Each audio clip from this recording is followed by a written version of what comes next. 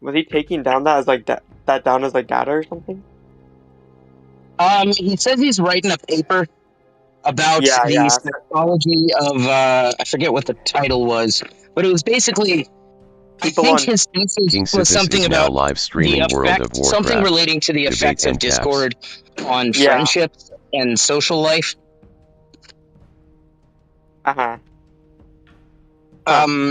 Yes, would be that. Well, he kept talking about hubris. You know how people hop on for reasons related to hubris. Mm-hmm. Hubris? What does that mean? Like excessive pride and like it's kind of like arrogant. Okay. Arrogance and ego, that kind of, it's along such like lines. Extreme, like egotistical behavior, I guess, and beliefs. Pride might be the closest it's synonym. Like it's specifically like excessive pride and like confidence in yourself to like an unhealthy degree. I think it's not just the state of having it, but the state of like trying to reinforce and protect it. Sure. Maybe. By the way, I don't know who all is left. Well, it's just us three now. Oh, okay. At some point, the Stater Tots will show up and, how you doing? I got an Uber for Adrian. We'll pop in and probably want to debate us. I wish I could turn my camera on so I could show you guys my new cool sunglasses. Wait, why can't you turn it on? It's not letting me. Because I don't have. Oh, you're not a high enough level. You're probably not a high enough level in this server. Yeah. What do I got to do to get up? You're doing it. Like, just hanging out. Just be in the server a lot. Okay, kind of a shortcut is send a lot of messages in the text channels. Like, send a lot of text messages. Alright, bet. I haven't gone into any of this. You have a good one.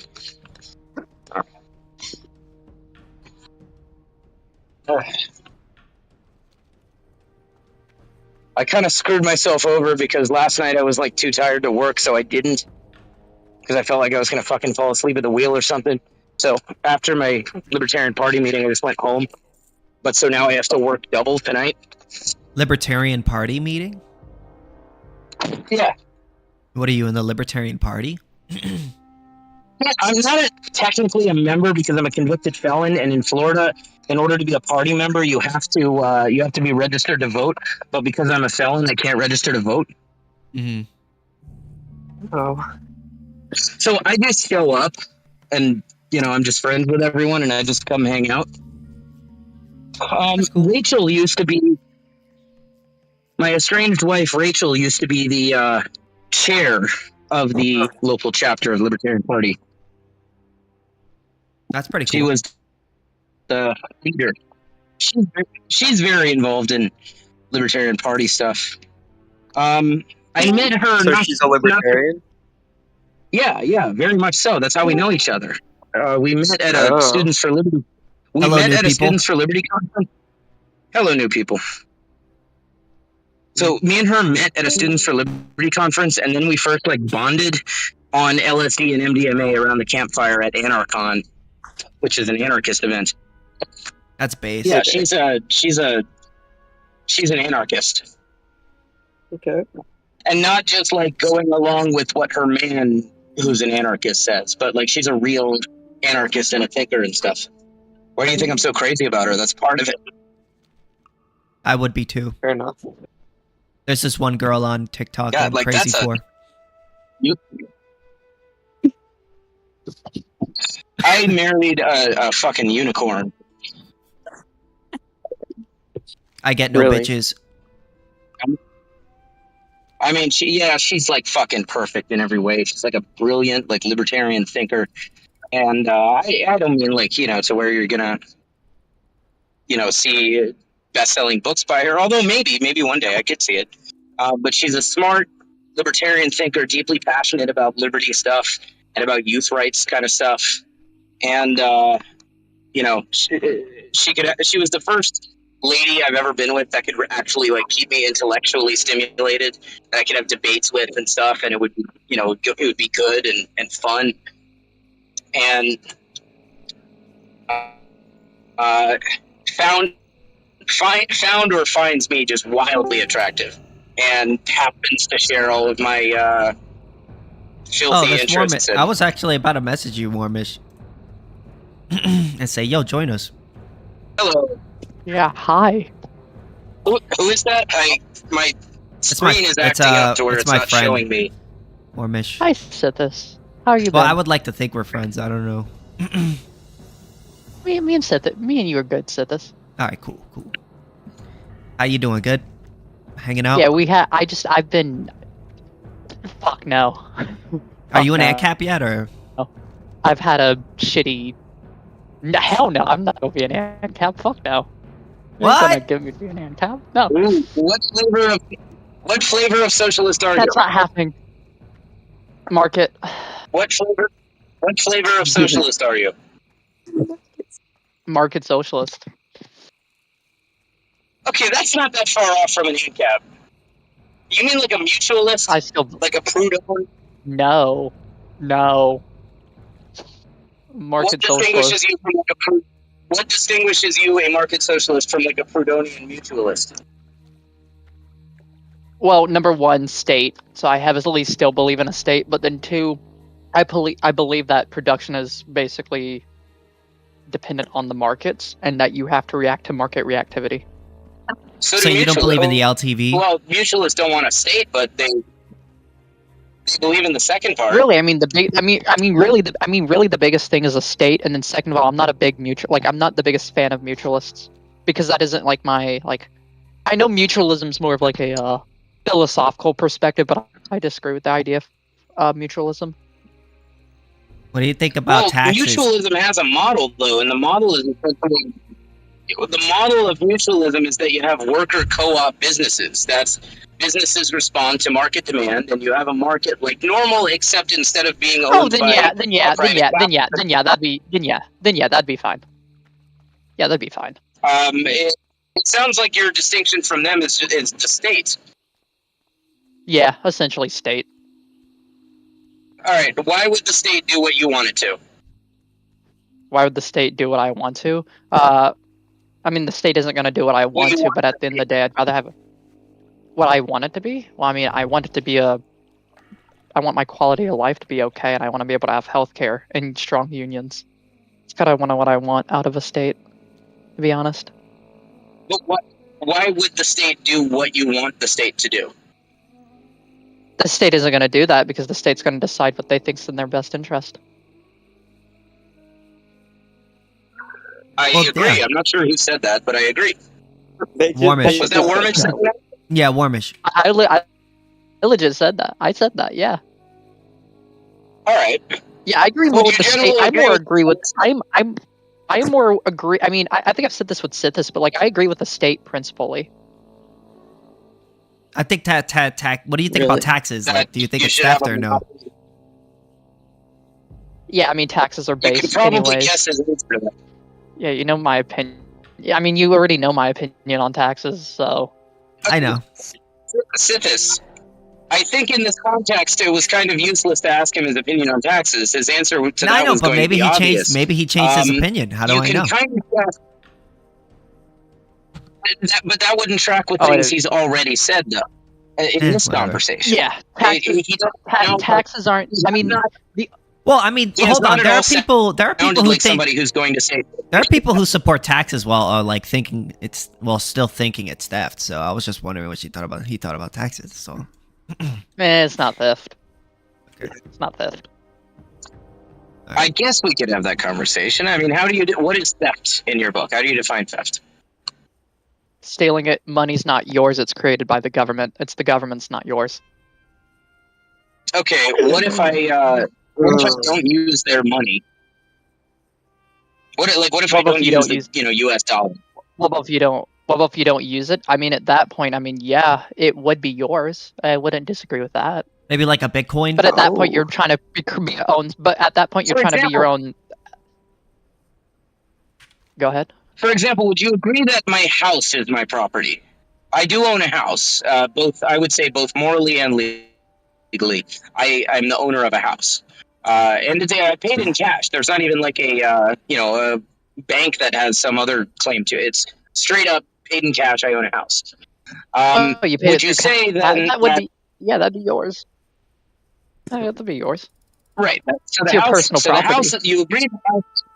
Right. Okay. Yeah. So you do the whole personal versus private thing. Okay. Even within that framework, you agree at minimum the house I live in is mine. Never mind any like rental properties or anything. But like the house I live in is Yeah, mine. The government. if you own it, it's yours. The only difference would be either A, who did you buy it from? But at that point, it's still your house, or B, if you I rent bought it, it because if you from the rent guy it, it's that not built it. yours.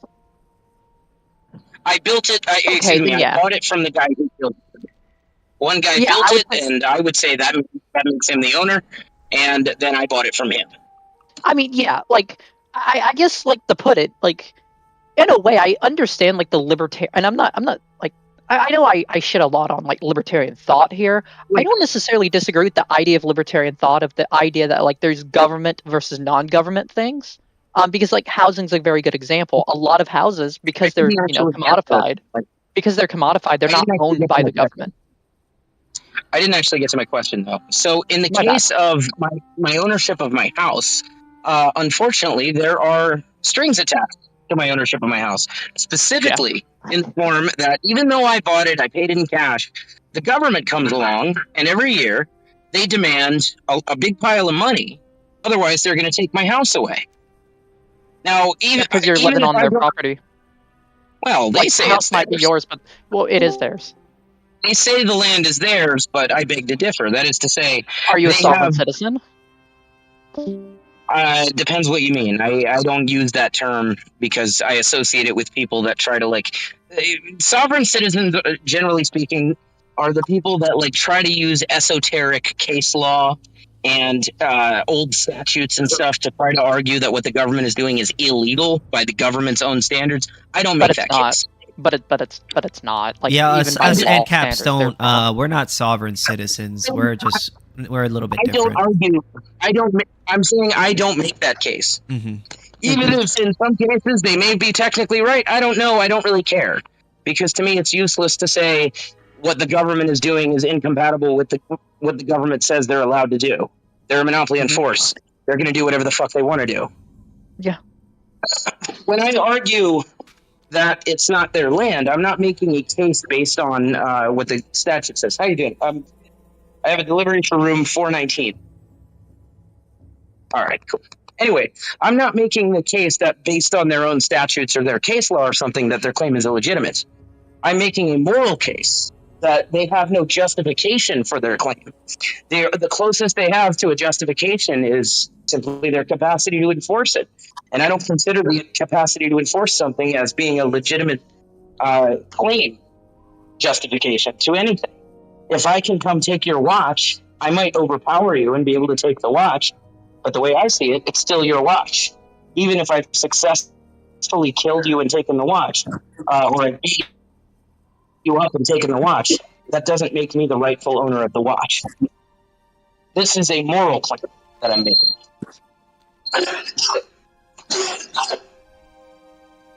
I mean, yeah, I get that. Can I To add be on, honest, or are you gonna go? I would. Oh, no, I go ahead. look, Go ahead. no, I'm about to answer, but Yeah. then I'm not really in mood to debate, to be honest. That's fine. I haven't been debating or doing any of that in a long time. I actually just wanted to come in to say hi to you, so this to be fair more than anything. How are you? I saw you were here. Well, that's good to see you. How am I? Shit. Dude, I am fucking shit. It has been it's been shitty. It's been very shitty. What's wrong? Well, I've had a lot of relationship shit pop up. Here we go. I've had Just know I'm live streaming, so therapy. anything you So, don't I want mean, to, just- if you don't want to yeah, say anything I on know. my, okay, just fine. Basically, I'm gonna try and paraphrase it. A lot of personal life stuff just happened out of nowhere. No, I don't mind you saying what you say. I was just letting you know that I am live streaming, just in case you didn't know. But if you do okay. want to talk about Yeah, it, you can. I don't. But care. no, like a lot of personal. Mhm. I mean, I'll probably talk about it, just not in a very direct way. Yeah. I'll talk about just not completely direct. I mean, that's up to you. But no, I've had a lot of personal life stuff happen. Honestly, Yeah, I've been I'm okay. in the mood too. I'm in the mood too. We haven't talked in a bit. Sure. That's good. I'm glad. I've been okay. I just kind of been working, doing YouTube and making YouTube videos too, and debating people, and that's pretty much it. Just doing the same old thing. I haven't been in the political sphere since like March, April. Yeah, I haven't seen you in a while. All of it. I took a break, and then I had personal shit happen, and then now like I'm kind of back, but I'm not really back to where I was back to where I was politically, back to where I was anything. I'm kind of like just disinterested in everything, like politically, in that way. Yeah, I get that. And I don't necessarily think it's because of, like my values or the fact that I politically don't believe in what I do. I still do. I think it's because like, I had personal shit happen. Then I would argue that the Trump admin's been a fucking retarded. So we have a retarded administration. I don't disagree with you on that. Yeah, there's a retarded administration going on doing some very stupid things, and then also, I mean, I've been at an internship, like working at an internship, basically. So how you doing, man? Oh, like I dropped my poli-sci major, so yeah, I've been kind of just busy.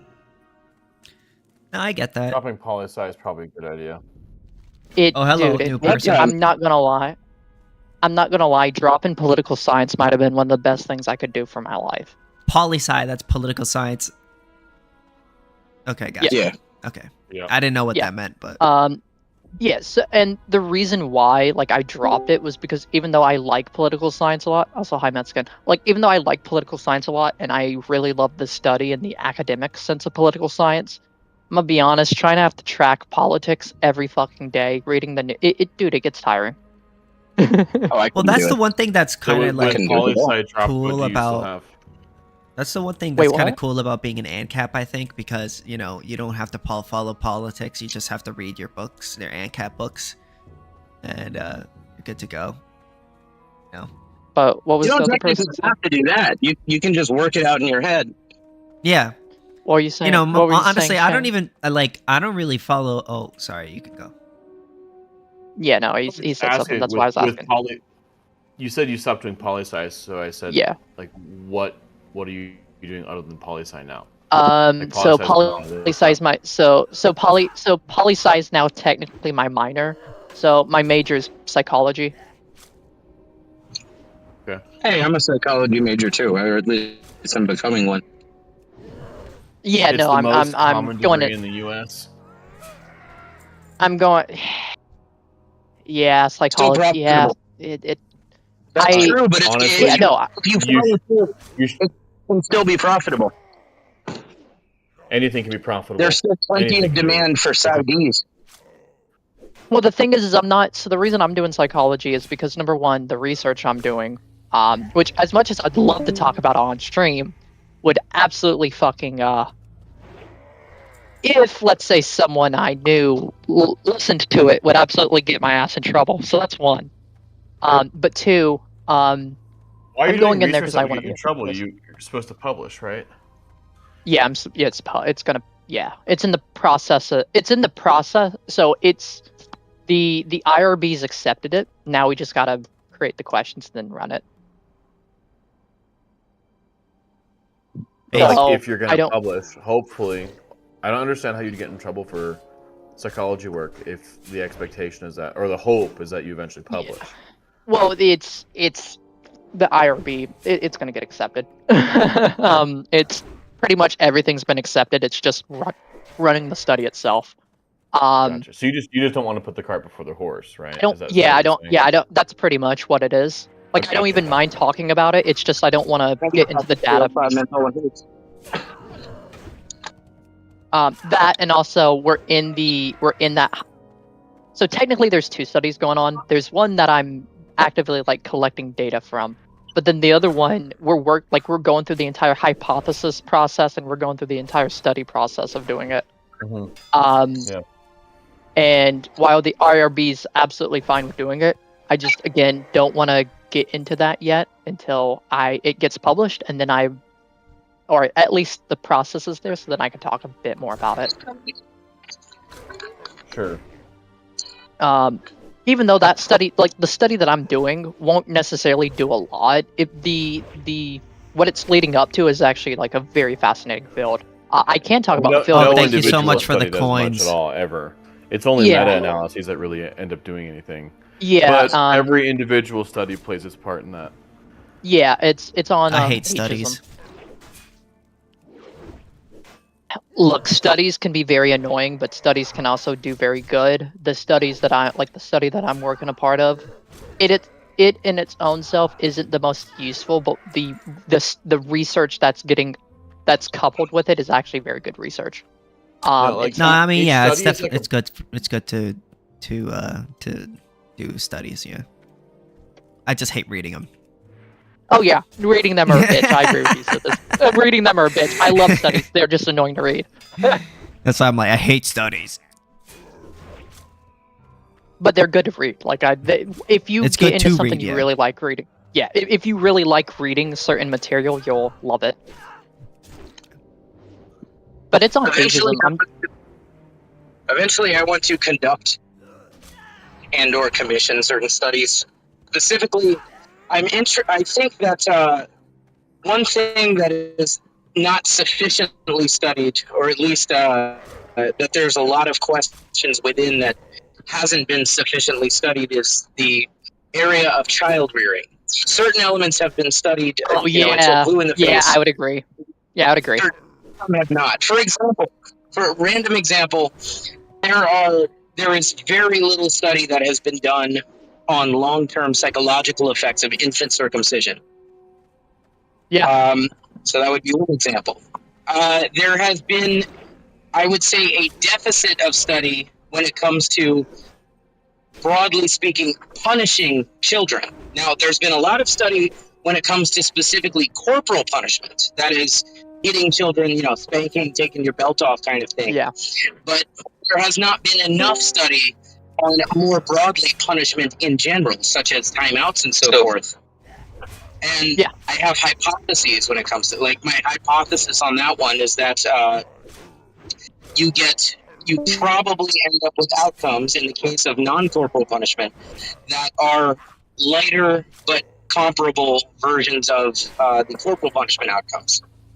That is to say, for example, hypothetically, if a child that is spanked has I'm just making this number up, has a 400% increase in their likelihood of developing depression later in life, then it might be, 150% or 200% in the case of a child that is put in timeout and stuff. Yeah.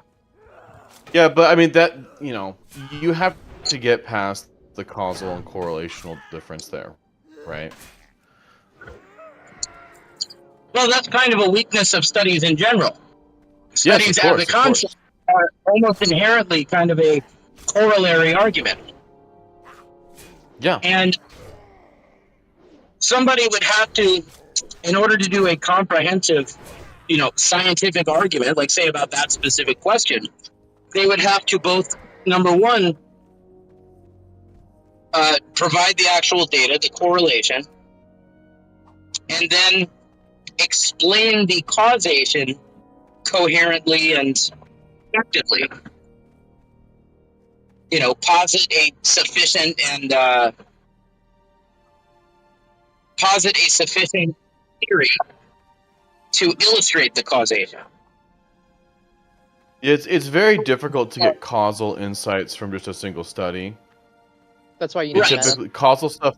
Yeah, causal stuff tends to happen at the meta-analysis stage. Yep, which is the reason why. So, in ageism, right? So I'm doing ageism within the workforce. Ageism. Yes, ageism. Why people won't get hired. Yeah. We get why people. My theory is that people hypothesis. are. My hypothesis is that I think people that ageism not only is a implicit cue, but it's such a implicit cue that there is a biological concept of ageism. It's and all the reason it's I all say, only evolutionary psychology. Yeah. You mean that Yeah, your body so- mind naturally receive somebody differently, whether they're this age versus that age? yes, Well, it's Okay. evolutionary, right?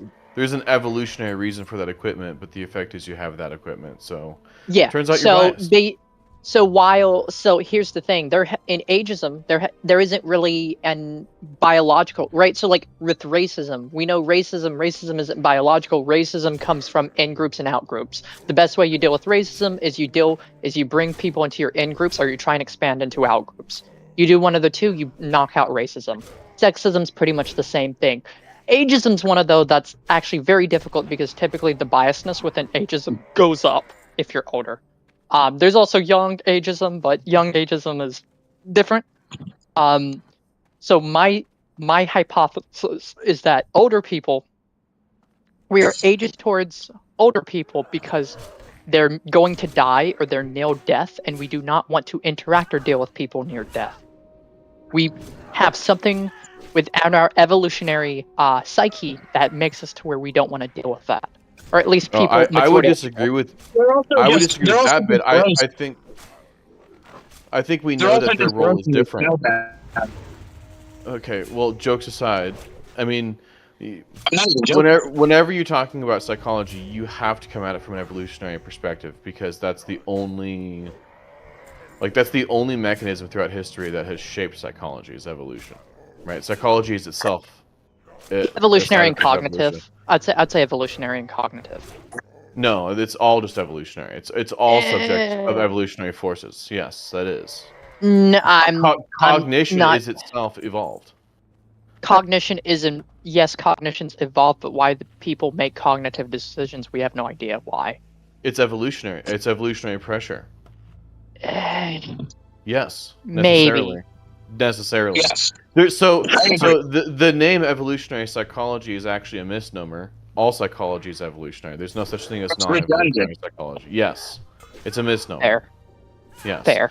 So that's what I mean when I say all psychology is evolutionary, right? Like obviously there's a lot to study in psychology, but it's all colored by evolution, right? Like okay, fair. Yeah, that makes sense. Right? Necessarily, like physics isn't like that. Math isn't like that. Psychology is necessarily like that. So is biology, right? Why do our cells do a thing? Well, evolution. Yeah. Because when I'm gonna be devil's advocate here for a second. Couldn't there be some elements of psychology that are, you might say, evolutionarily neutral? That is to say, are neither punished nor rewarded genetically. Yes. Therefore, we're able to simply manifest. Yes, social psychology goes into detail about that. Yes. Yeah, for sure. So there's two things. There are things that don't have. There are things that don't have severe evolutionary selection on them. So you can have wide variance in a population, in a stable population. Like, okay, people who murder their kids tend to not pass on their genes, right? That's a very strong selective force, right? That gene goes away very quickly. Very, very, very quickly, right? People who disagree about whether you should eat with your mouth open or closed don't tend to kill each other, right? It's a very weak selective force, even if it is there, right? So there are these whole wealth. What? I was saying maybe not at all. That is, there may be no relationship between one, preference for eating with their mouth open or closed versus their propensity towards survival and genetic proliferation. Yeah, there certainly are psychological behaviors in all individuals. I mean animals in general. This goes beyond just humans. That may convey some advantage, but the advantage is so small, it's just completely overshadowed by the fucking weather, right? And for all of those dimensions, you just get basically randomness. At the same time, there's also stuff that's being actively evolved, right? In real time, that evolution is still ongoing. So both of those are I true. heard a claim earlier. Me and my son were watching an episode of Black Mirror. And in the episode of Black Mirror, it's an awesome show. In the episode of Black Mirror, it was the one where this guy is connected to like this immersive augmented reality horror game. And they made a reference to an element of psychology in which back in the day, like in the 1800s and stuff, before we were surrounded with screens and constant stimulation, there were a lot more reports of like ghost sightings and other fantasy like hallucinations and delusions. And the explanation given is that an understimulated mind will is more likely to essentially create stimulation for itself by, say, hallucinating a ghost or something. And it occurred to me in that moment that this seems, if that's real, if Black Mirror isn't just making things up, if that's true, then that would seem superficially to be something that would have no relationship, no discernible relationship, or maybe even a negative one with evolutionary selection. That is, if you hallucinate ghosts when you're bored, that doesn't seem conducive to your survival and proliferation. That I can. Well, maybe. Anyway. Maybe, to play devil's advocate. So I definitely see what you're saying, but to play devil's advocate, it may be the case that people who tended to see ghosts were also the people who tended to more quickly notice, the jaguar in the bushes nearby, right? In other words, a more alert mind in general. Potentially, yes, and that mentality or psychology existing in society can only really be from one of three possibilities. One, the most obvious one is it's evolved. Like there is a societal evolutionary niche to have it. Therefore, people like that have evolved. Like night owls. You know how some people are night owls? I'm one of those guys. I'm a night owl. Yeah, I could stay up until sunrise every night if I didn't have to work, right? There's a good evolutionary reason to have those people in society, right? That is. I work until sunrise. Right, I don't. I work normal hours. But my point is, when you have to go back to tribal times, which is the radical majority of all of human evolution, and in those times, it's very clear why it's highly advantageous for a society to evolve night owls. That night owl. Well, I mean, somebody's got to do the night shift, huh? Right? Basically, yeah. You live in the context of constant tribal warfare. Or just danger. Maybe night owls were somebody got to keep an eye out, right? Maybe night owl humans were the predecessor to dogs, right? Now, eventually, we trained dogs, and then we domesticated them, and then the dog will bark if an enemy tribe is attacking at night. Hold on. I think you're half right. Having dogs doesn't just get rid of the value of night owls, but I think, there is value in having people awake and alert all night and wanting to go to bed about when you wake up, right? That makes sense. And, those people tend not to hunt, for example, right? I mean, who hunts at night? Like nobody, pretty much. Pretty much nobody. You know what I mean, though, right? Yes. The successful hunters in history were all hunting in the morning and in the evening, pretty much. And there were not. Of course, you can always run to the exception. I'm deliberately not speaking about the exception. Yes. Deliberately. There would be entire regions though where night hunting is more advantageous. Of course, for example, obviously, of course. If a substantial source of food for your community is coyotes, you're a night hunter. Yes, of course, or frogs or whatever. Of course, we could think of those. That's fine, but that's not the preponderance of human experience throughout history. That is not. That is the exception, right? Right. Yeah. But just thinking about night owls, those guys are generally not going to be hunting. There's a lot of activities they're not going to be participating in because everyone's asleep, right? They're kind of, holding down the fort and daydreaming and doing some stuff. Those guys basically get the privilege of eating without hunting, right? In exchange, they stay up all night. That's a valuable evolutionary niche, right? It's a win-win, right? So it makes sense why you have certain things like this evolve in human psychology. And so you were talking about the example of I forgot where we came right before this. I was saying that there were three paths to get any psychological behavior. One is it's outright evolved. Another one is it is actively evolving, like we're in the exploratory phase of evolution. And there are so you mentioned how screens are a new thing, right, in human history. That's going to introduce a whole new set of evolutionary behaviors, or of evolutionary selections, right? Like people who are liable to see screens and be completely captured by them, and in the long term become sedate and diabetic and die early and reproduce less. That's a new evolutionary pressure, as opposed to the people who don't fall in the same way, right? Do you think that eventually, I'm not saying this is what you were saying, I'm just asking, do you think eventually people are going to hate screens? No, what? No. What I'm saying is... The reason would be that if they are negatively selected, that is to say, if you're less likely to survive and proliferate effectively, if you're into screens, if you like screens, well then that would imply that eventually we're left with people who don't like screens. No, it'll fall into balance. Okay, so a good example here is males' propensity for violence, right? Like all men think about violence to some degree. You have that thought of what if I had to fight that guy, kind of a thing. Constant. Yeah, exactly. Like you know what it's like to be in the male mind. This is something that male minds just do, right? For me, it's preoccupying enough that I carry a gun.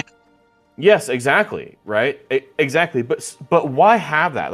That's a very common male experience, right? Yet we all behave right, for the most part, right? But there is clearly some evolutionary value in having men think a lot and honestly fantasize to a degree about violence, right? We know it's valuable because it's ubiquitous. And in fact, the really violent dudes are the guys who just think about that a little too much, right? Or just lack the control to hold those things back, right? Those guys end up being murderers. Basically, the average murderer, and I've known a lot of murderers, but I know there's data on this too. The average murderer is high testosterone, low intelligence. Yeah. Low inhibition. Yeah, and so, they have those same, they obviously have those same thoughts about violence, right? Like that's, all of us guys here in the chat have that same experience. They clearly lack whatever regulatory thing we have, whatever combination it is. They lack something there, and therefore they behave wrong, right? My point here is that, the male psychology, like a balanced male psychology, is really not that far away from that fucking murderous psycho, right? And that's common throughout all human societies, which tells you there's an evolutionary reason for that, right? It is valuable to have males who are prepared to engage in violence, as an example, right? Have you ever seen, you're bringing to mind for me, did you ever see the Rick and Morty about the Gazorpazorp people? Is that the ones where the women have high society and the males just fucking fight? Yeah. So you see the Morty gets the sex robot that he fucks in. Yeah, I remember this episode. I do recall this episode, yeah. He's like, I want to murder everybody I see. Yeah. So that's if we had the same thing, but just kind of dialed up some. Yeah, exactly, right? That episode is just exactly what I'm talking about, taken to an extreme, right?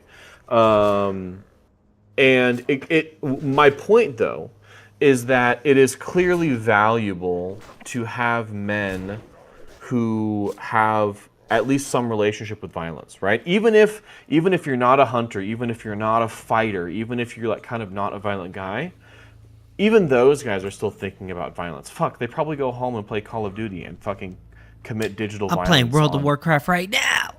You know what I mean, right? You're committing digital violence on untold numbers of people, right?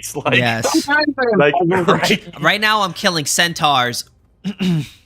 Yeah, you see my point, though, right? Yes. I have a weird relationship with violence, though, because on one hand, and I'm just talking about men here, not women. on one hand, it is evolutionarily advantageous for us to have some degree of propensity toward at least violent thought, if not violent action, to be the warriors and so forth. But on the other hand, there is also an aversion to violence at the very same time. For example, I'm sure at some point you've heard the statistic about where in World War II, guys were shooting over the heads of the enemy and so intentionally missing. Intentionally, yeah. Going the great lengths to avoid killing someone, even in a context where it would be perfectly fine to kill someone, i.e. you're in battle and they're trying to kill you and your buddies. Even then, they still have an aversion to actually doing it. Yep. We have an incredibly pro-life bias. It's amazing. And yet at the same time, we have this propensity. It's like we have this double think. Yes, you're right. You're right. But so why is it ubiquitous in humans? It's ubiquitous in humans because that is clearly the optimal point for males to be at least with traditional human society, right? And so it's not okay. So we live in a peaceful society, and and men have not just become completely averse to violence, right? What? Takes gas, but it's also got a battery. He's doing deliveries. I'm doing Uber. Yeah, Uber deliveries. Gotcha. Yeah. Okay, I didn't know that. Okay. Shit. So my point is that we live in a peaceful society, right? We don't run around in a world where dudes are just fucking killing each other, right? Okay, I'll wait till he's done. Yeah, that's fine. Here, I'm just gonna mute myself. I'll just mute myself for a second here. Okay. No, you're good. You're good. So my point, while he's busy, my point is that we live in an ostensibly peaceful society, but that has not resulted in men losing the connection to violence completely, right?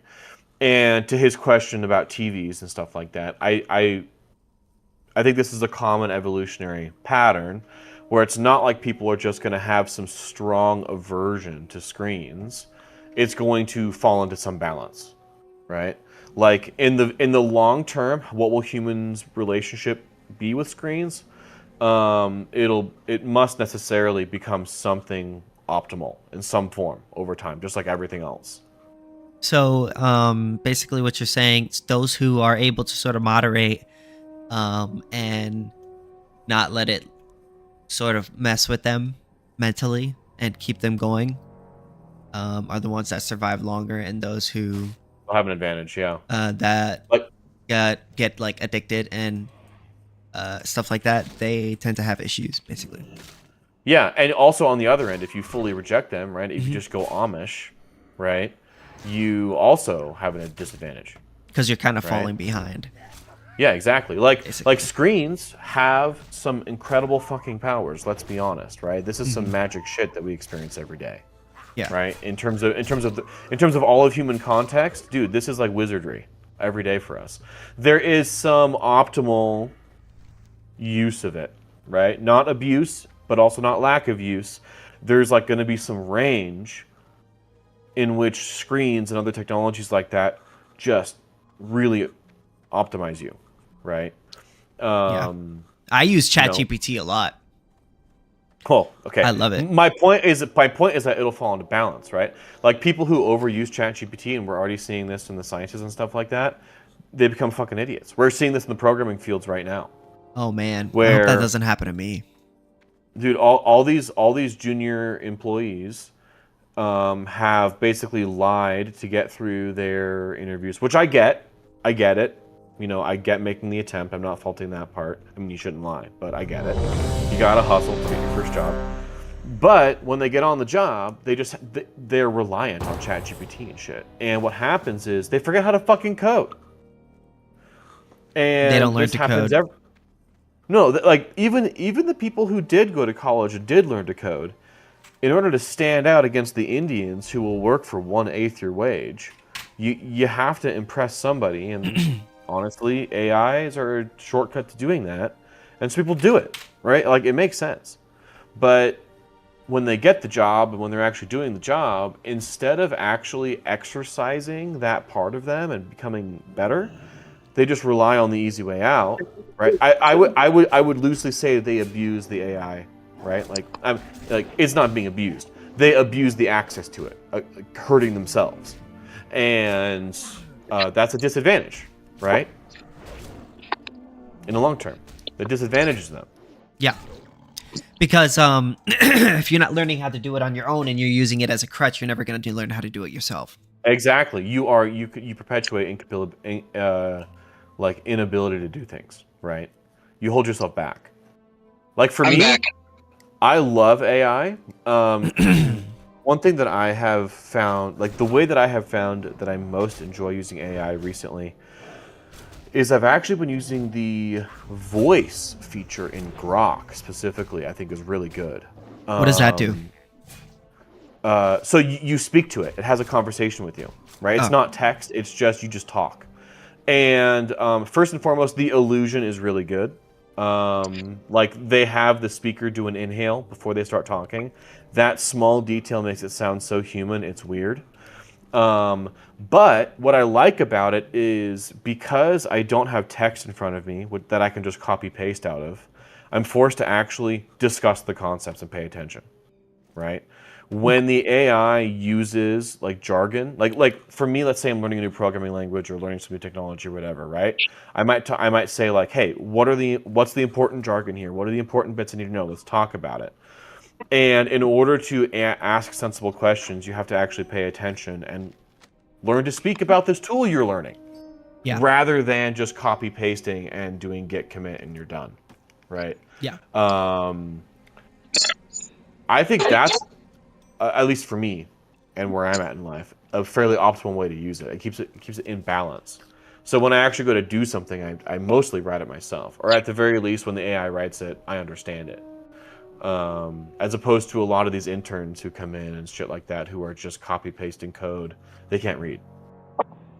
Yeah, what I do is I use ChatGPT to teach me stuff. It's good. Like I've learned a lot about Austrian economics just from ChatGPT, and then I try to ask it like, "What do you think? What do you think?" And I try to have it like give me an unbiased opinion on things. Well, that's not possible. Obviously, it's not possible. But like, I also ask it to give me arguments that like people who disagree with me believe in. Yeah, you should ask it for stuff like what is the good faith argument on every side? Yeah, right. Basically. What do they look like? And then the moment it says, I'd be like, "What's a rebuttal to this?" Yeah, I get that. I think also you want to be careful because if you keep saying what's a rebuttal to this, then you're going to struggle in the long term to create your own rebuttals. No, I'm saying what would be the rebuttal to this argument that I've made. So, for instance, what are some potential rebuttals? But then it's on you to use it responsibly, sift through the potential rebuttals it gives you, and then say, no, this one doesn't seem right because of this. Now, this one makes sense. This one I think it's correct about.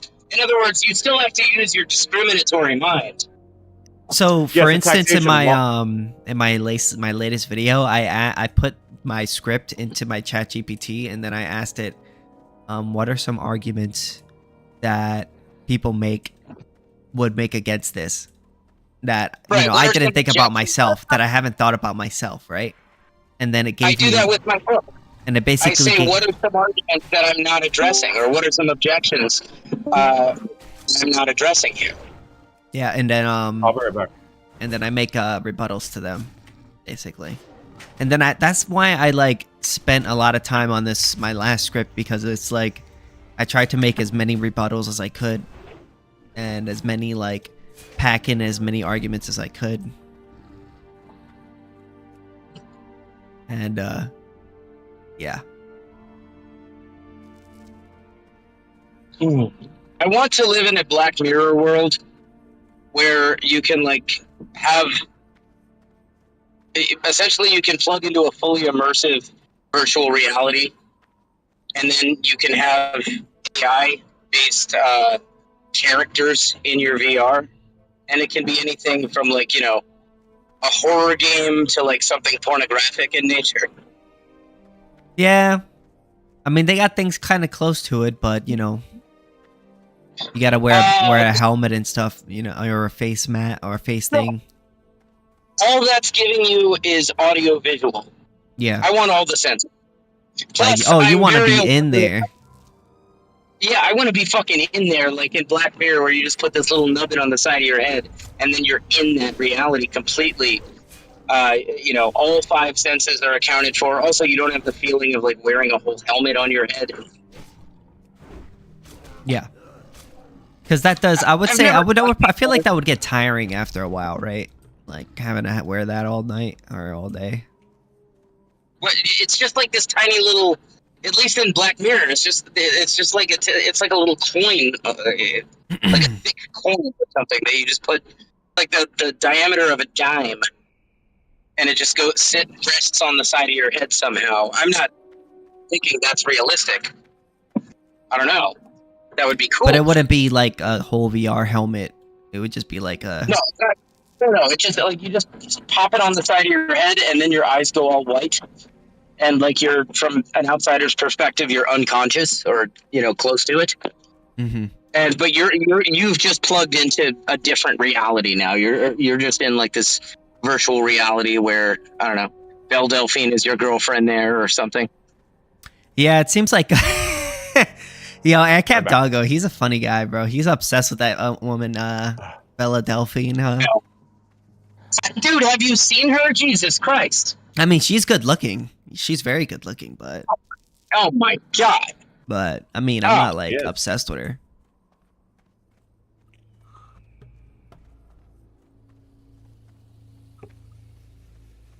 Belle Delphine. Yo, so what do you think about taxes, Shame? Me? Yeah. Hold on, I gotta blow my nose real quick. Hold on.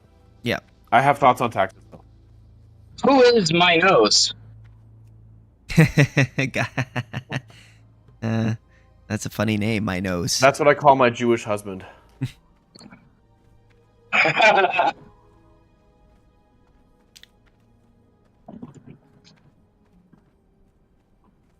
Okay, that was weird. I had a fucking sneeze fest there for a minute. Okay.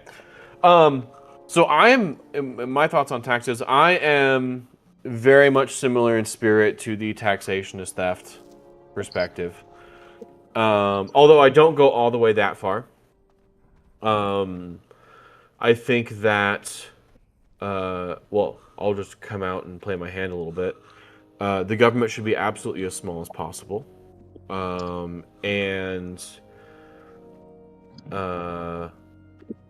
I think that to the degree that the government has responsibilities it has to fulfill, whatever those are, those could be debated, right?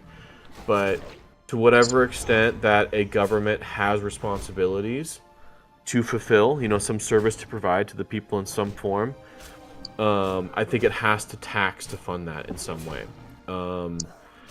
The taxation needs to obviously minimize corruption and all of that. That's an extremely serious problem.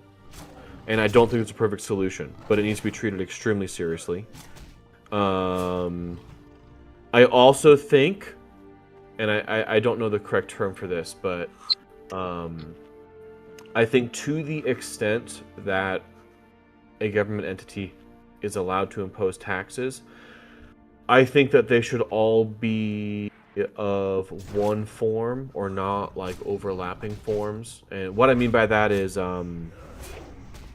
simplify. Yeah. Well, if you were to, for example, tax property, just simple property tax, that's very straightforward, and it's very clear how much money the government is going to have access to every year because the amount of property doesn't change, right? And the government they do property tax based on the value of the property, and that does exactly. So you know, to the extent like if somebody in government wants to make more money for the government, their incentive is to raise property value, which, you know, first and foremost, people in government should not be fucking with stuff like that, right? I would call that corruption. But to the extent that you get inevitable corruption of that form, it's going to directly raise people's property value, right? Today, where I have major issue with taxation, the thing that like kills me is, for example, sales tax and income tax, because it allows the government to tax a single dollar infinitely. And in California, what's the sales tax in California? I don't know. I don't know right now. Probably 10,000% or something. I don't. Well, More than it should be. I live in Montana. There's no sales tax, right? But let's say it's like 8% or some shit. I'm sure that's too low. I'm sure. Let's go with an easy number. Let's say 10%. I'm sure that's lower than what it really is. But let's go with a clean number, 10%, right? If I buy something for $1, right, including tax, the government gets a dime, right? So the government has siphoned a dime out of a transaction I've made, and then now that person has 90 cents, and when that person goes to make a transaction with that same dollar, well, now the government gets 9 cents of what's left, right? And on and on and on and on and on, logarithmically, until they've fully taxed $1, right? I think that's broken. I think that's a fundamental abuse of taxation. I think sales tax is like a major problem. Major I'm problem. curious. Would you characterize yourself more so as a moralist or more so as a pragmatist? Definitely moralist, for sure. All right. What if I proposed that the government is simply an organization of individuals, and accordingly Everything has sure, and accordingly has no more rights than any of its component individuals? I see what you're saying, and I partially agree. I think where I would push back on that is I think that societies do have the right to consent to be governed how they want, right? It's a consent question. I don't consent, though. So that is where it gets interesting, and I don't think there's a perfect solution. I think there is the question of individuals who don't consent. That's a major issue.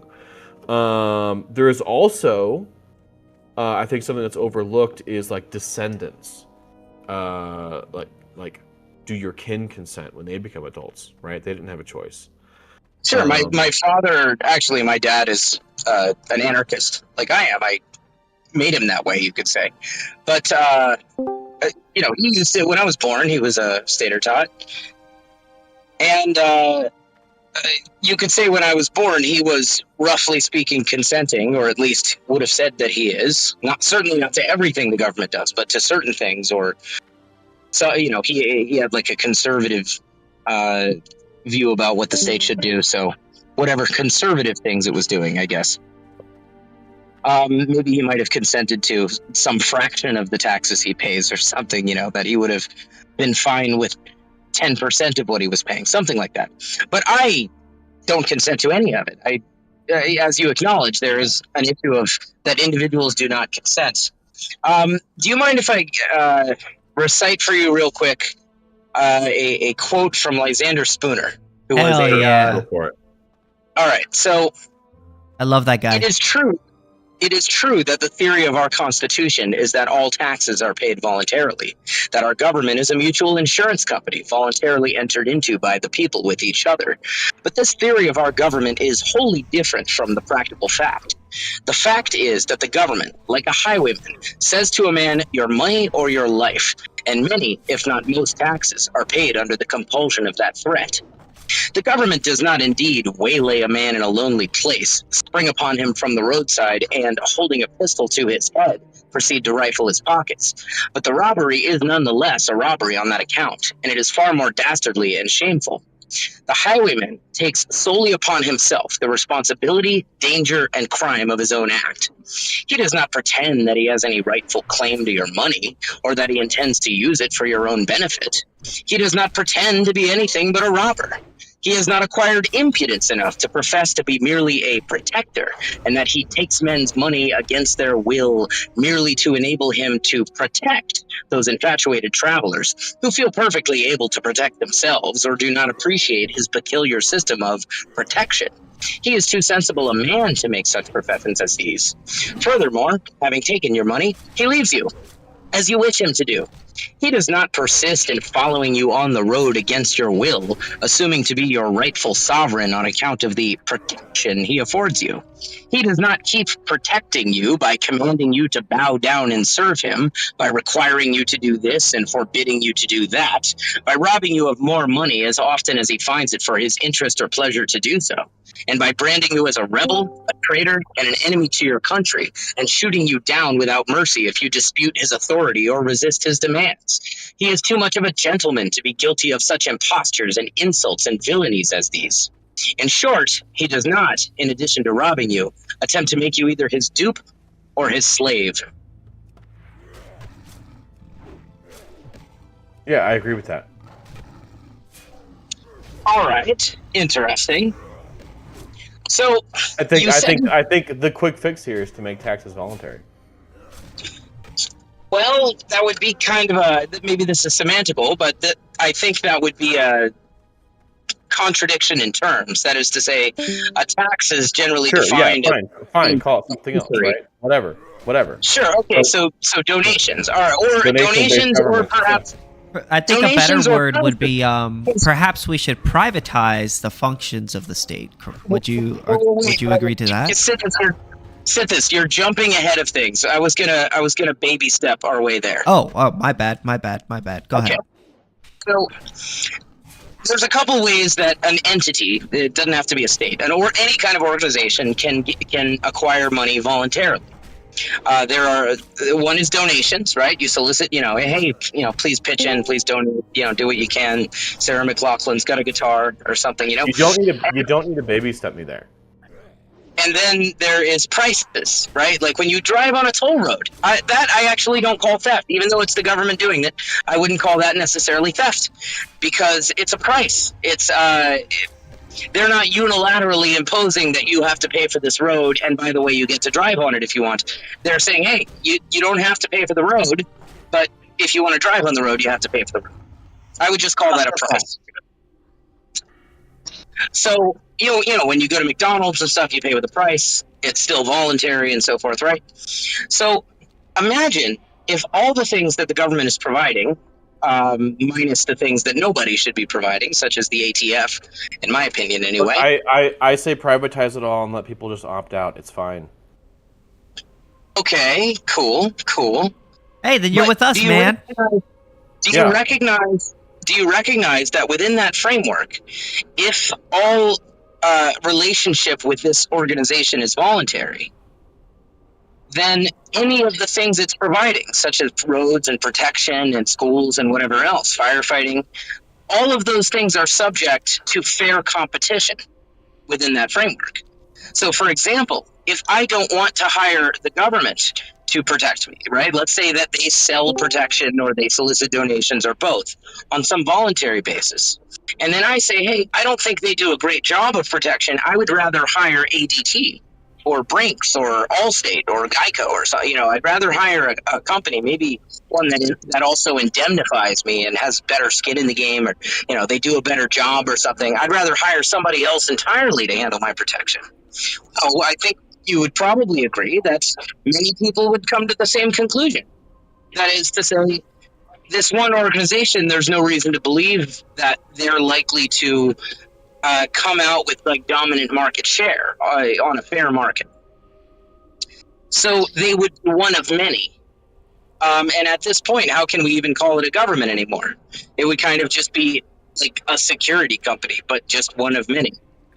It might be one that people can vote for or something, but there's nothing stopping other security companies from also letting you vote for their, for their officers. So, I mean, they're also, mind you, without government coercion, just letting you know, they would probably break the contracts that you sign with them. Main reason why is because, in an active shooting, situation, let's say they have a person stationed out front of your house.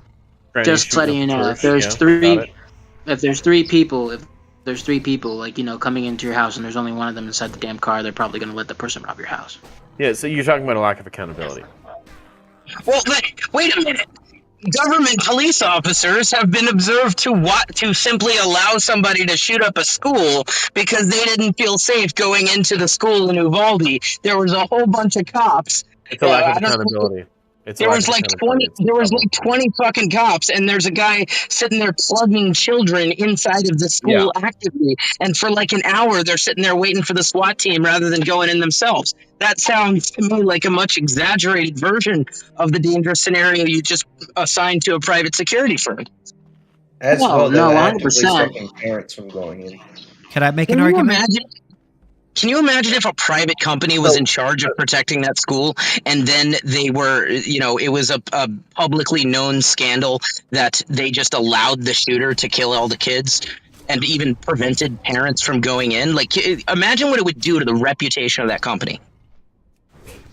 Yeah. Oh yeah, so, sure. In a big thing like that, sure. But for small people like us, it wouldn't matter. What do you mean for small people like that? That doesn't change the principles of it, though.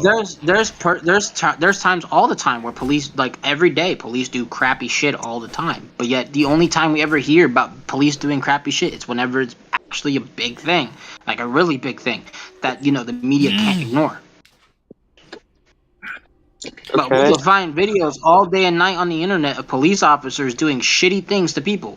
Or doing crappy things, or not but you got to look crime. at the incentives. Every single day it happens. You got to look at the incentives when you're talking about like a state-run police station, right? Whenever the police do a terrible job and there's a high crime rate, what ends up happening is that ends up being an excuse to give them even more money. People use that as an excuse. Oh, well, this police station, they need more funding. They need more protection.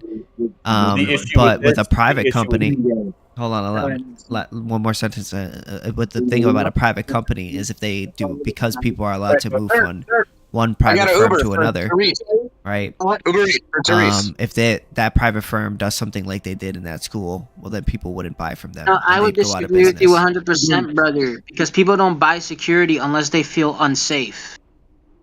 Thank you. People would feel unsafe enough to probably pay into some sort of private security agency or insurance company. I would right now in the neighborhood that I live in, I will never buy a private security company ever, because you know why? Because it's a safe neighborhood. I don't need it. Well, I mean, maybe in a safe neighborhood, but I mean, let's say you live in a pretty sketchy neighborhood, It's not just a protection against random crime, though. It's also, for example, protection if somebody accuses you of a crime. Yeah, that is true. So a lawyer? They can assign a lawyer to you. You could get a very good deal on it as a bundle, as part of a bundled package from your insurance company. Yeah. It's not like you have to pay out the ass for it. Also, you can insure your sorry, just one last thing. You can insure your stuff in case it gets lost too. Even if you live in a nice neighborhood, do you only ever go to your nice neighborhood? No, you probably go to the hood sometimes. No, there is no hood around I recognize that voice. Can you ask him if he debated Chairman Has Alkin of the ACP? So house insurance, a lawyer, and who do I ask? Loss prevention. I'm just saying, I get all that already. When I go and finance my TV, I get that already. Why do I need one person to do it all? You're saying when you finance your TV, that protects you from like prosecution for crimes, or it protects you from, maybe you don't have to worry so much about burglars in your neighborhood. You just get a gun and assume it'll probably be fine. There's that, but I mean, like, whenever you finance something, like, for example, I financed my TV once, right? Well, I paid it off. Like, the protection plan that they offered, was for theft. If someone steals my TV, I can get a new one if someone steals it. Like, it's already covered by the company that financed my damn TV. Do you finance everything, though? I mean, do you finance your toaster? Do you finance a pizza? Finance a pizza? It's a motherfucker, I'm gonna eat it. Well, you can finance a pizza. That's what brought that to mind. I recently learned you can finance pizzas. Yes, you can, actually. Some people do finance their pizzas, though. Yeah. To be clear. Okay, look. Suppose you have a kid, right? And you leave the kid with a babysitter. You may live in a very nice neighborhood. Maybe it's a mansion kind of neighborhood, with a big gate and a guard. And you leave your kid with a babysitter one day, and the babysitter molests your child, this kind of crime knows no socioeconomic group. Okay. Okay, so that would be an example of something you might want rights enforcement coverage for. Call 911. There you go. Problem solved. Say it again. I call 911. Problem solved. No, but we're talking about in a free market society. Yeah, we don't believe in a I'm state. just saying, though, all the things that you're telling me already offered to me. Why do I need this free market society? Financing Pizza's got. In the context of that one, the incentive structure. Give me 1 second. I'm doing a delivery here, and then I'll talk about incentive structures. Well, the main reason why we're against the state is because we believe taxation is theft. Thank you. Sure. Do you have a delivery pin? Okay. 5252. So do I, but I mean, like, it's just like, what the fuck is going on here? Huh? So do I. I think that this, like, overtaxation that's going on right now is theft, but it's just like, I'm confused on what the fuck is going on about this bullshit about some Well, we believe that we should replace the functions of the state with privatization, which would be, private security or some sort of insurance company that would insure yourself against crimes against other individuals. Not just like one company. That almost sounded like you mean like one monopoly company. We're talking about a free market of thousands of competing companies. Where Yes. they all have to compete with each other for the favor of the customer. So they have to compete in price, they have to compete in quality of service.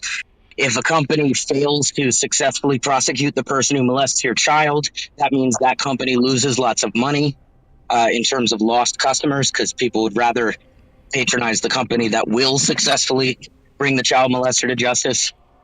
Yeah. And the only issue is that over time there will be a monopolization. Sure, not as fast as with the assistance of the state, but eventually there will be a monopolization. How do you prevent that? This is a misconception about free markets. The misconception is the idea that capitalism over time eventually tends to consolidate and trend toward monopoly. This is completely false. Everything consolidates over time, bro. We see this all the time in nature. We see this all the time in feudal societies, communism, socialism. We see this in anarchy sometimes, bro. Everything always consolidates because it's more efficient for a community.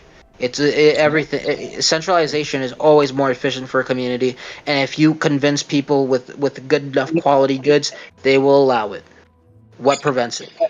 Centralization is not always more efficient. For example, you have diseconomy of scale.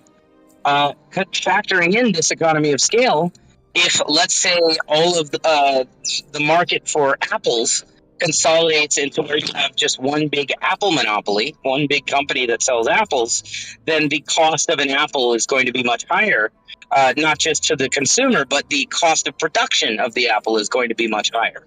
This is based on not entirely true. It depends on the rate of production. So if production is higher, then you would see that the cost of goods will be decreased. We can see this, for example, with Walmart. Walmart's one of the biggest monopolies in the world right now, but their production is high, so their goods are cheap. What good or service does Walmart have a monopoly on? Cheap services. No, they're far from the only provider of cheap services. There are many providers of cheap services. I'm letting you know right now that Walmart's probably one of the cheapest stores around my area to ever exist, ever. Like, it's just so cheap because they take advantage of economy of scale. Yes, they are cheap, but that doesn't make them a monopoly. There's many providers of cheap goods and services. You can go to Dollar Tree, you can go to any dollar store. You Dollar can go to Tree, Dollar General are all owned by the same company. Okay, but they are in fact competitors to Walmart, as is Amazon. Not really. No, they got like Dollar Tree, Dollar General, and they're all like whatchamacallit, like bigger gas stations. That's what they are. And Publix, that's like a Florida thing. I haven't seen a Publix anywhere else other than Florida. They're still competing with Walmart. Yeah, they still compete with Walmart. Sure, Publix, but Florida specifically, Publix is not cheap. Publix is expensive. I don't know why we would bring up Publix. I don't go. Yeah. I live in. Publix ain't that bad. Public safety is fucking expensive. I don't think public I is won't that bad. Expensive. I mean, you I have shop at- Target, Myers. They do have Target too, so that's a competitor. I mean, nonetheless, they still compete with Walmart, you know. Barely. Everybody knows about economy of scale, and Walmart does to an extent use economy of scale. They do also use all kinds of government subsidies, and they leverage the state against their competitors. Like they're anything but like some competitor playing 905. Yes, I'll take this one. They're anything but some kind of like free market service where they're just naturally that big.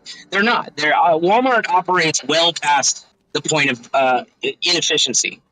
But they're able to leverage subsidies to compensate for their inefficiency, and they're able to leverage the state to impose onerous costs on their competitors that prevent them from being undercut. Now, on a free market, you have economy of scale and then optimum efficiency, which is the peak economy of scale, and then you have diseconomy of scale. So up to a certain point, the cost of production per unit decrease with increased scale of production, right? You can use things like bulk discounts. That's a big element. That's one of the biggest ones that you can bulk discount. You know, if I'm buying 10,000 pounds of steel, I'm going to be paying less per pound than if I'm buying 10 pounds of steel. That's true. However, that's only true up to a certain point. Past a certain point, the steel company is not going to be able to sell me steel for like 1 cent per 1,000 pounds of steel as long as I'm buying millions of pounds. It doesn't make sense. That doesn't scale infinitely. So you have a limit to the benefits of economy of scale. And then at a certain point, you're at optimum efficiency, where if you were any smaller, you would be less efficient. You would cost more for production per unit. Now, if you keep getting larger than that, now you're getting into diseconomy of scale. This is where your costs of production per unit begin to increase with increased scale of production. Now that you've worn out the bulk discounts and so forth, increased scale represents more separation between upper level management and lower level operations. You have increased parts bumping into each other. Bottlenecks become far more pronounced. Inefficiencies in the component processes become more pronounced. And your costs go up. Now, on a free market, diseconomy of scale is punished by being outcompeted by lower competitors. Giant mega corporations that right now are able to, get giant subsidies. Like, for example, the average Walmart store is subsidized to open up where it does. They're able to utilize subsidies now to compensate for their own inefficiency, and they're able to wield the regulatory state and patents and so forth to put the hurt on their competitors. On a free market, they would be outcompeted by their smaller and more efficient competitors. By smaller, I don't mean mom and pop shop, mind you. I'm talking about giant mega corporation like Walmart would be outcompeted by medium-sized businesses. Doesn't mean Walmart goes away necessarily. It just means that they wouldn't have nearly as much market share. The larger a market is, by the way, the more people will enter that market to compete for that same demand. Because the more people it's profitable for it. And sans a state, you can't stop me from doing it. Makes sense. So yeah, also, like, as long as there's nothing legally stopping another company from coming in and competing with that business, then they will have a competitor. And he said, there's only a certain like when it comes to businesses, they only can reach a certain point before they get so big where it starts to become more inefficient to grow than it is to have. So once they start to lose, also once a company starts to make profits, other businesses start to see that, and then they want to mimic what they do so that they can also make profits. And then that basically is, yeah. But as long as there's no patents, as long as there's no regulations, as long as there's no like licensing laws and minimum wage laws, well then you'll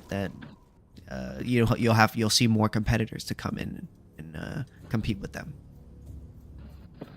All of this to say, the premise that free markets tend toward monopoly is just not true. In the case of every substantial monopoly that we can identify, you have and I mean real monopolies. I don't mean large market share. I mean true monopoly, no competition. In every single case of that, at a large scale, beyond like the scale of a small town grocery store, we're able to identify the hand of government being used to suppress competition. The only problem is that you would end up with regional monopolies then. Well, only in a very small market, I would argue. I think if we're talking about a small town grocery store, that's likely to be a monopoly because the market is too small to sustain multiple competitors. But the larger the market gets, the more profitable it is for potential competitors to enter the market. Mm-hmm. So I don't even think we have to worry about regional monopolies unless we're talking about sparsely populated regions. If we're talking about the Great Basin Desert, where there's not that many people living there, then yeah, you're going to have regional monopolies. But if we're talking about South Florida, I don't think you're going to. Also, another thing, I was just gonna add one last statement, if you don't mind. I was just gonna say, as the internet spreads and more people have access to the internet, people are become less reliant on actual stores and start buying things online more. You can go, Mr. Penguin, now. What's up? I think Mr. Penguin was gonna say something. I said taxation is theft. That is a fact. Oh, okay. I thought you were asking. I thought you were gonna say something to taxation. That's okay. My bad. Oh, yeah. I thought you were calling his name. That's what I thought. But you were. I read that and I was like, yeah. son. Mm-hmm. By the way, as a slight aside from the monopolies point, it is very peculiar for any proponent of the state to complain of monopolies. What is the state but a giant monopoly? Not only a monopoly, a forcibly funded monopoly. Oh, that is true. Yeah, that's very true. I think the only way that makes any kind of sense that people will complain of the idea of private and warn of the idea of private monopolies justify the government monopoly is to take what I the call an ECP absurd applies position to large firms as well. of saying that people in government are cut from a finer clay, essentially. That they as they grow larger, they are better men. They are. It gets hard to account. It gets harder to account for the internal factor prices. Internal knowledge and coordination limits similar to those in socialist planning. Yeah, you took the words right out of my mouth, bro. Thanks, Kebab. Of course. I know Kebab. that. I have a good point here, okay? We can all be a bunch of grumpy idiots on the internet talking about this shit, or we can get laid and meet a nice, pretty woman, and we wouldn't be here crying about it all day long. Life's unfair. Yeah, but when you get a woman, then what? You're still gonna get taxed. Well, yeah, you're gonna fuck her though. But I'm saying, like, it doesn't solve all problems. We can all be nerdy losers on the internet whining about shit. Life sucks. It's unfair. I have spent most of my adult life in cohabitative relationships with pretty women that I would fuck every single day. Usually, I doubt that. Many times a day. Discord. And yet, I'm a virgin. I'm still constantly making these arguments. Oh, he left. The guy left? Yeah, I think he was just messing around, honestly. Well, yeah, pretty much. It's a weird thing to go into a politics Discord channel and just tell them, why are you arguing about politics on Discord? Yeah, why are you guys talking about taxation is theft in the taxation is theft room?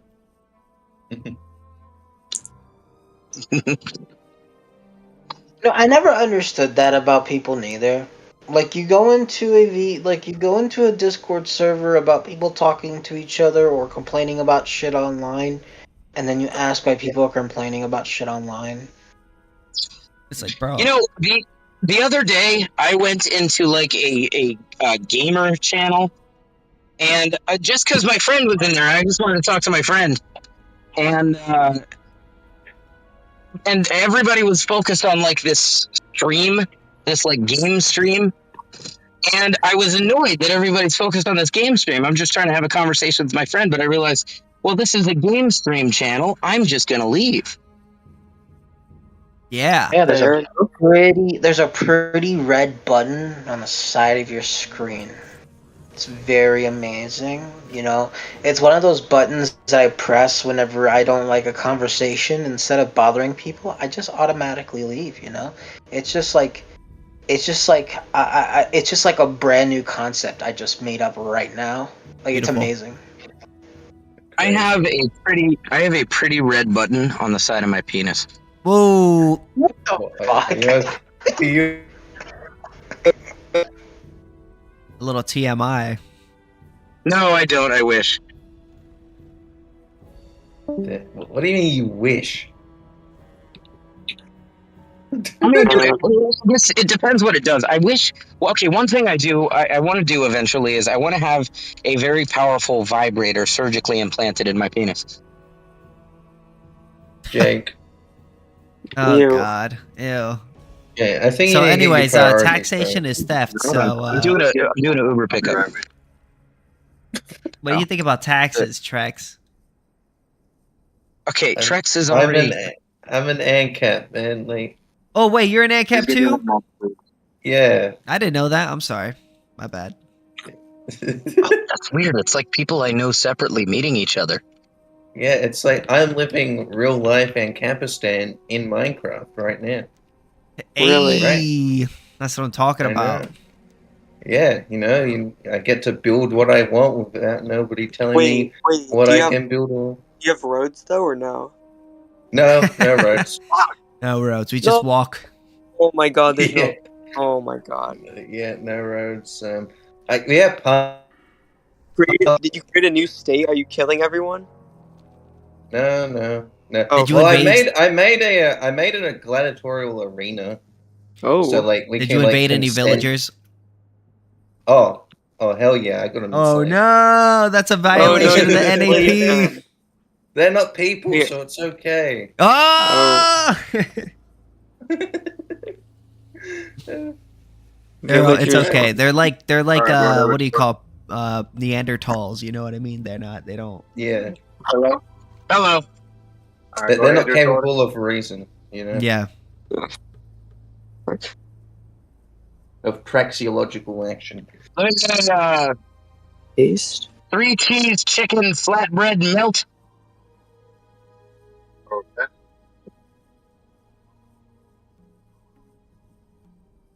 What else? Yeah. And a cheesy double beef burrito. All right, what else? Order. And a water. All right, 568 is total. And an Uber for Christopher Z. I'm not giving you an Uber. 568. What do you mean you're not giving me an Uber? What? That's why I came here. What the fuck? I have an Uber. What the fuck? Yo, man, smoking that shit. Fuck. Yeah, I got an Uber Eats order. Oh. For Christopher, what do you think I was talking about? I don't know, man. What, you think I was asking you to order me an Uber or something? I'm driving in the drive-thru. What? Oh man, I gotta stop smoking that shit. So far from the car. I don't know. The chance.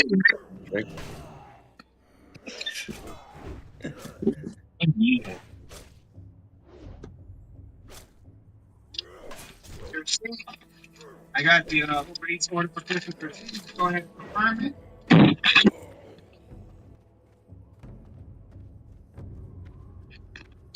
F.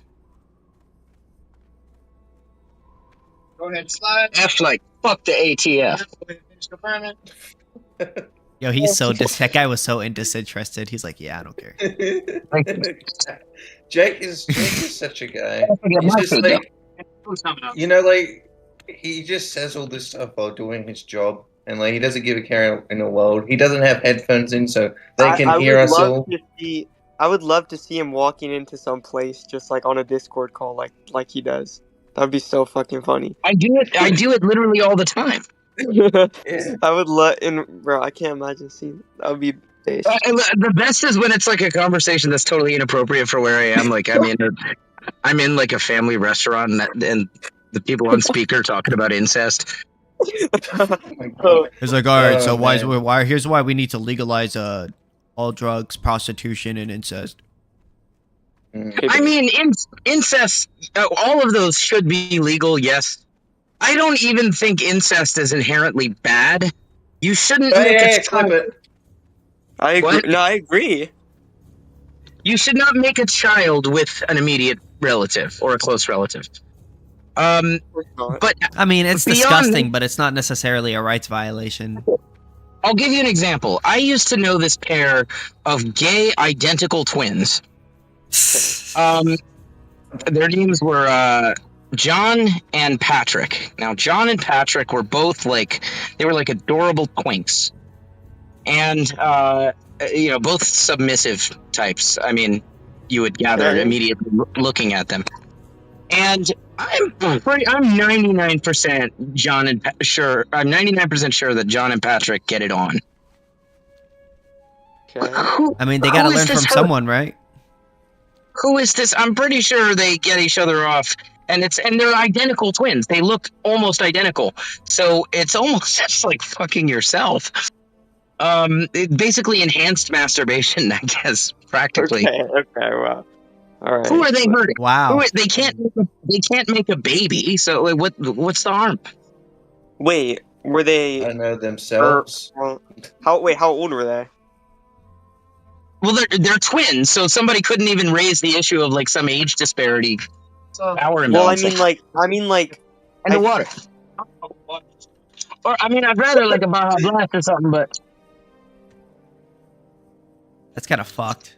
I'm not talking about age disparity, Yeah, they were. I don't know. I'm pretty sure they'd been getting it on since they were since they hit puberty. Thank you. That's pretty odd. I mean, I'm just guessing, and I don't know the intimate details, but my guess, based on knowing them, was I'm pretty sure they started fooling around with each other when they were 12 or 13. Disgusting. Okay. Just when those urges start really becoming pronounced. All right, so here's why I think we should abolish the state, guys. So, yes, the state is a criminal organization that violates our rights. No. We were talking about incest. No, whoa. State violates our right to incest. Yes, it does. Ah! True. I mean, where's the lie? I'm right. He's right. He is right. Unironically. I'm not saying he's wrong. I'm just saying All right. I got to do an Uber order. Right? Check it. I'm not saying anything. I'm just you know. Say we need to legalize incest right now. All right, we need to legalize it right now. I mean, I said that earlier. I'm not against it. I do think it's disgusting, though. I don't like talking about it. I mean, that's fair enough. There's different kinds of incest, also. I'll be honest. I think it's kind of gross, honestly. Uber for Melissa. Yeah. Melissa has already. Oh, well, wait. Somebody, the milkshake? All it is milkshakes. Yeah. I know. I told them 3 times already. We do not have any shakes at all, so I can't fulfill the order. Nuh-uh. All right. Can you give me the closest thing you got? Like what? Soda? That's all I got. Can it be? You got no ice cream or? We don't carry ice cream anymore. Hold on. Let me. OMG. Just mix the ice cream and soda together. That's what you call a spider. Just put the ice cream and the Coca-Cola together. Come on to the second window. Yeah. All right, I'll come to the second window. Yeah, say, hey, this is your milkshake. See, I was told about their milkshakes here that they bring all the boys to the yard. Oh my god.